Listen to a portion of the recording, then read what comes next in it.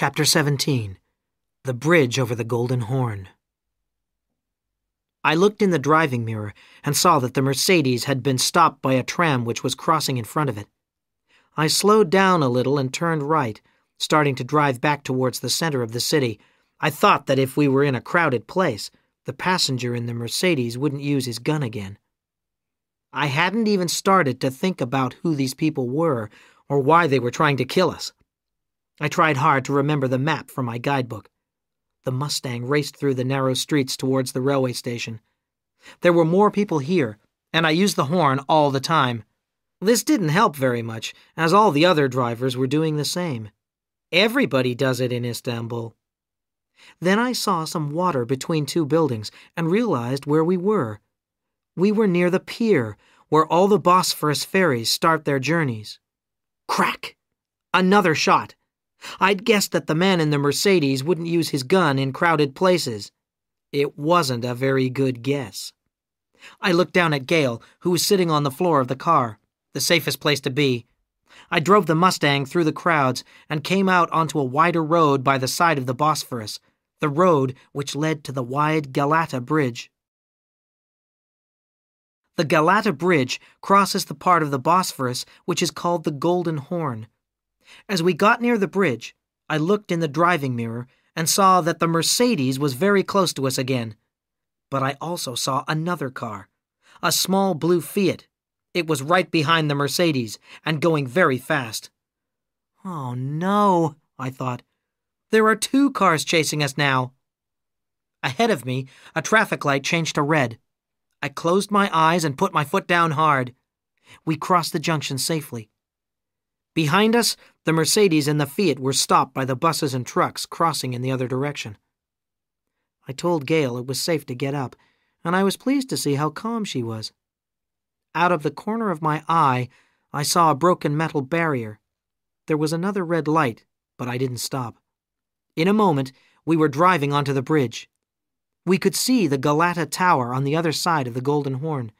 If we could get out of the car on the other side of the bridge, we could run into the narrow streets near the tower. We could escape the gunmen. But suddenly, the Mercedes was 100 meters behind us again, following us onto the bridge. I heard the noise of a siren. Good, I thought. The police are coming. We were on the wide bridge with the blue water beneath us. In 1 minute, we would be safe. But then I looked in the mirror, and I saw the Mercedes right behind us again, and the blue Fiat was still behind the Mercedes. Crack! There was another shot, and Gale got down onto the floor again. Sooner or later, one of those bullets was going to hit us. I decided the time had come to fight back. The bridge was wide, and there wasn't any other traffic on it. That was very strange, but it was useful. I braked hard, very suddenly.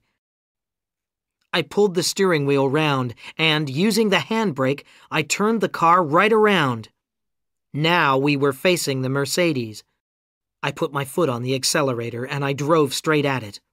The driver of the Mercedes tried to swerve to avoid a crash.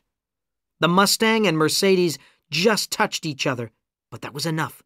The Mercedes skidded sideways, and the blue Fiat, which was right behind it, crashed into it. I turned the Mustang round again and started to drive back over the bridge. But suddenly, the car was going slower and slower. It was like climbing up a steep hill. And the view ahead was changing. I couldn't see the Galata Tower anymore, only sky. Then I realized what was happening. The Galata Bridge was opening. The Galata Bridge is made in two halves. It can open in the middle. Each half of the bridge can swing upwards so that big ships can pass along the Golden Horn. And the bridge was opening now, and we were driving towards the gap in the middle. We were going to drop off one end of the roadway into the water below. I hit the brakes. The tires screamed, and we stopped right on the end of our half of the bridge. "Are you okay?" I asked Gale, who was still on the floor. "Fine," she replied. "Let's get out of here." She got up onto her seat. "What the hell?" she said when she saw where we were. A moment later, Gail opened her door. Then she screamed. "There's just water below me, Lenny," she said. "I can't get out of the car." "I think we can both get out on my side," I replied quickly. "We must try, before the car falls into the water." I started to open my door and started to get out, but as I moved, the car started to tip forward. The Mustang was balanced right on the end of the roadway.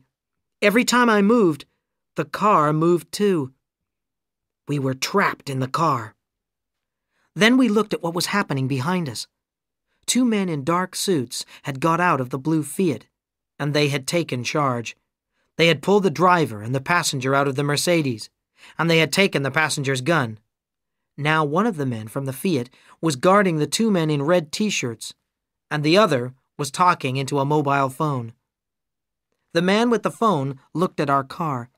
He said something to his partner, and he started to climb up the bridge towards us. He had to crawl forward on his hands and knees. He stopped when he saw that the Mustang was balanced on the end of the bridge.